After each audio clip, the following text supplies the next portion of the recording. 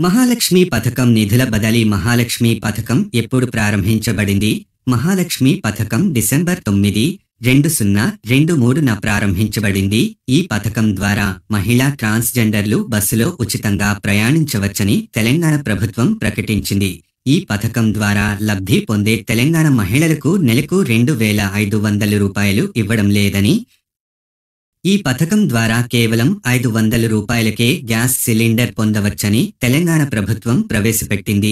రాష్ట్రంలో నడిచే non AC బస్సులోనే బస్సు యాత్ర చేయవచ్చని ప్రభుత్వం ప్రవేశపెట్టింది. సంక్రాంతి పండుగ నాడు చాలా మంది మహిళలు స్వగ్రామాలకు తిరిగి వెళ్లేందుకు ఉచితంగా ప్రయాణం చేయడం వల్ల రూపాయి.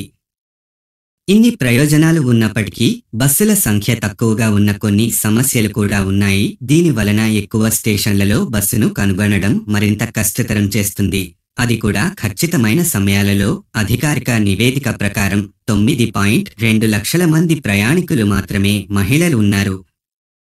ఇది పథకం ప్రారంభించిన కేవలం 1 నెలలోనే కనిపించింది. రోజువారీ జీవితంలో 62% మంది మహిళలు మాత్రమే బస్సులో ప్రయాణిస్తున్నారు. 97 బస్ డిపో దాదాపు పూర్తిగా ఆక్రమించబడింది. ఇంధు మూల కార్పొరేషన్స్ అంతకుముందు 12 నుండి 15 కోట్లతో పోలిస్తే దాదాపు 18 నుండి 19 కోట్ల రోజువారీ రాబడిని అధికంగా నివేదించింది.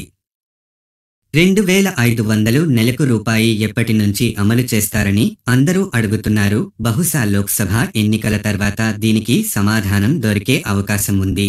ఈ పథకం రేషన్ కార్డుదారులకు మాత్రమే అందుబాటులో ఉంటుంది.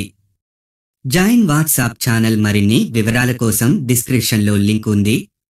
మరింత సమాచారం కోసం తదుపరి వీడియోలో కలుద్దాం. లైక్ చేయండి, షేర్ చేయండి, ఫాలో, కామెంట్, సబ్స్క్రైబ్ చేయండి.